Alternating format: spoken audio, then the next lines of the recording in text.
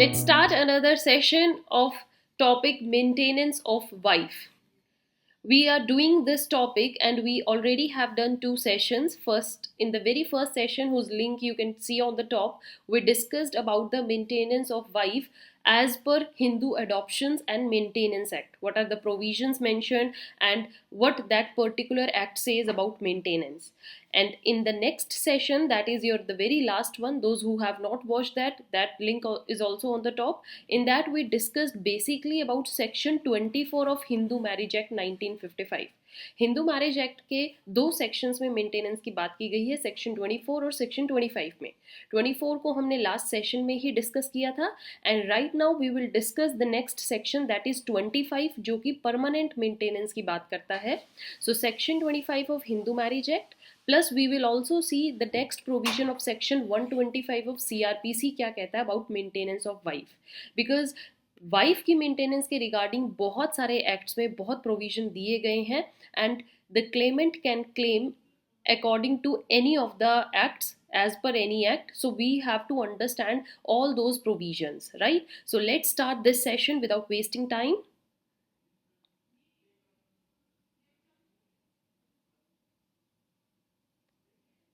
And also here it is given our official mail address and contact number in which it is mentioned if you have any queries, any doubts, you can directly contact us. Coming to the next thing, now let's discuss about this section 25 of Hindu Marriage Act, right? Hindu marriage act का section 24 हम discuss कर चुके हैं. 25 क्या कहता है that on the application of either spouse जो court है में pass an order for permanent alimony and maintenance. आप जानते भी होंगे जब हमने हिंदू मैरिज एक्ट को डिस्कस किया था तो वहां मैंने ये सेशन समझाया था permanent alimony and maintenance can be claimed by any of the spouse, either husband or wife, right? So those who have not watched that session's link is also given on the top. Go and understand it. Hindu marriage act में ये बहुत important है.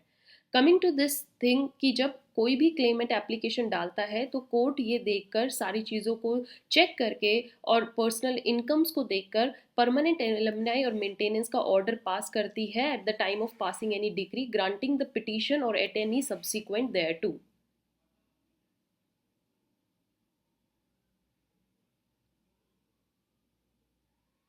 Then next, the court may order the payment of gross or monthly or periodical sum for a term not exceeding the life of the applicant, having regard to the income and other property of the respondent and applicant, the conduct of the parties and other circumstances of the case. So here it is also mentioned that applicant having regard to the income. Applicant की भी income देखी जाती है plus जिससे claim किया गया है जो रिस्पोंडेंट होगा, जो मेंटेनेंस देने वाला है. सपोज हस्बैंड अगर क्लेम कर रहा है तो वाइफ जो पैसे देने वाली है उनकी भी इनकम को चेक किया जाता है, उनके पास क्या प्रॉपर्टी है, कैसी वो सिचुएशंस है, सर्कमस्टांसेस है, ये सब मद्देनजर रखते हुए फाइनल में कोर्ट एक परमानेंट एलुमनाई और मेंटेनेंस का क्लेम पास करती है.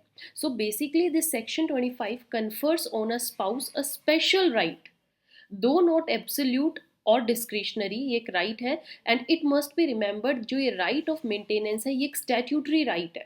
स्टैट्यूटरी राइट मीन्स अगर ये हमारे एक्ट में मेंशन है, एक्ट प्रॉपर देकर तो आप इसको क्लेम करेंगे और स्टैट्यूट भी इसको मद्देनजर रखते हुए क्लेम दे सकता है. अगर उनको सिचुएशंस वाइस वर्सा लगती हैं, ट्रू टू द पॉइंट नहीं लगती, तो वो इस राइट को शायद आपको दे भी ना, इसलिए इसको स्टैट्यूटरी बोला गया है एंड देयरफॉर पार्टी जो है वो पर्सनल कॉन्ट्रैक्ट इस मामले में नहीं कर सकते.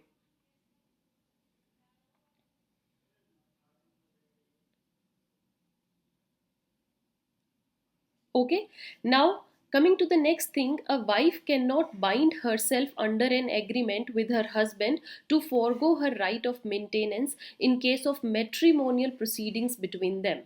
Suppose if any proceeding is going on और उनके ऊपर ये भी एक राइट है कि वो मेंटेनेंस क्लेम कर सकती हैं, तो ऐसा नहीं है कि wife can forgo her right.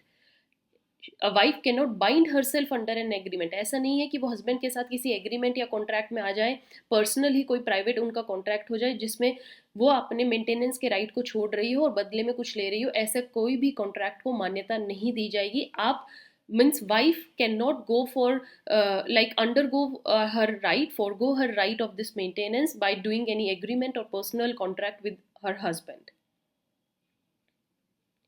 So the wife under a void or voidable marriage is also entitled to the maintenance and indemnity under section 25. Here it doesn't matter whether the marriage between the husband and wife is valid one or not. Void or voidable marriage से भी wife के पास हक होता है कि वो अपनी maintenance claim कर सकती है.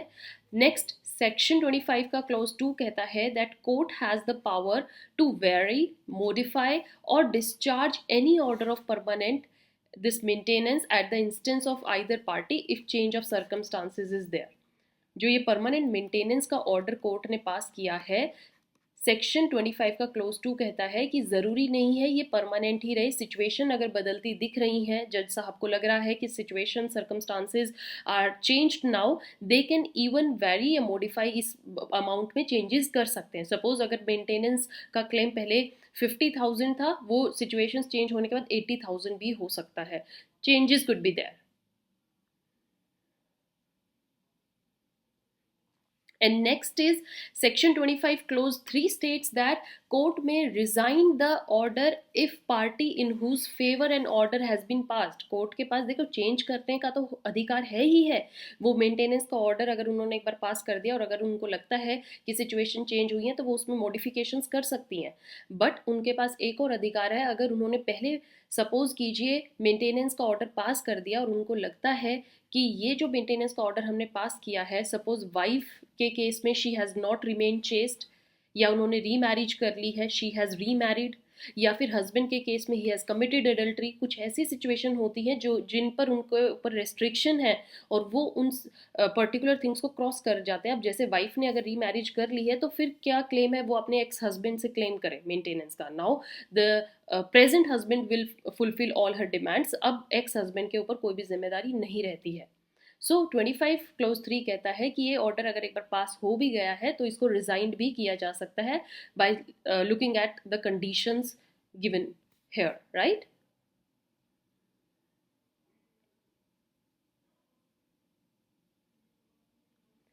Moving to the next part, as I told you कि मेंटेनेंस ऑफ वाइफ के हमें डिफरेंट प्रोविजंस डिफरेंट एक्ट्स में जो प्रोविजंस है वो गिवन है. So one there is also in CRPC. CRPC 1973 का सेक्शन 125 बात करता है मेंटेनेंस ऑफ वाइफ की. सीआरपीसी से related students we have completed its syllabus, we have done all the important sections जो मेजर आपके जुडिशरी एग्जाम में आ सकते हैं और जिन जिन बातों का आपको पता होना चाहिए सीआरपीसी में मैंने वो सारे पॉइंट्स कवर किए हैं. Those who have joined right now and not watched this playlist, on the top I'm giving you this playlist link of CRPC. Go and watch all the sections, important sections. So section 125 को read करते हैं कि इसमें maintenance को कैसे समझाया गया है. It provides that if any person having sufficient means, आपके पास sufficient means है, and still you are neglecting or refusing to maintain your wife, आप अपनी वाइफ का भरण पोषण का खर्चा नहीं दे रहे हो, तो मैजिस्ट्रेट साहब फर्स्ट क्लास कैटेगरी के में upon proof of such neglect और रिफ्यूजल देखकर ऑर्डर उस पर्सन को, उस हस्बैंड को ऑर्डर कर सकते हैं कि तुम्हें या तो मंथली, मासिक या फिर परमानेंट, मंथली जितना भी बनेगा मेंटेनेंस देनी होगी वाइफ को at such monthly rate as magistrate things fit. कि एक मंथ में एक पर्टिकुलर लेडी को इतना खर्चा चाहिए ही चाहिए. सपोज उसके साथ अगर उसके बच्चे भी रह रहे हैं तो उसको अपना भरण पोषण का डेली खर्चे का इतना पैसा चाहिए, वो महीने का खर्चा आप उसको दोगे. ये ऑर्डर एक फर्स्ट क्लास मैजिस्ट्रेट हस्बैंड को दे सकते हैं as per section 125.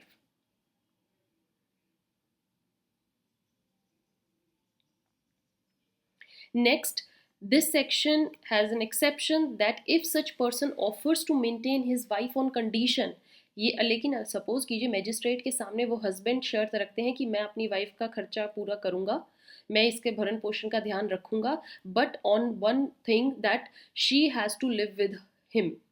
Okay, living with him, and suppose still she refuses to live with him.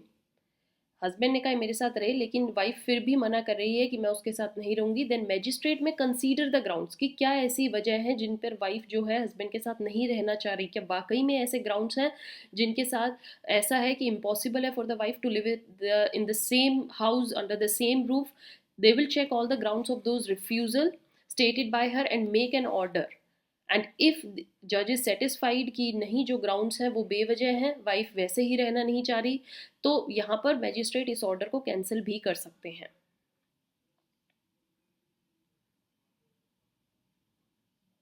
Next here wife word जो इंक्लूड हुआ है, यूज किया गया है, it includes women who has been divorced by her husband or has obtained divorce from a husband and has not remarried yet. तो यहाँ पर remarriage अगर नहीं करी है तो उनको मेंटेनेंस मिलने का अधिकार है. So with this dear students, this maintenance portion of wife is over from my side. I hope you understood all these sessions. In next session we will discuss about the maintenance of parents.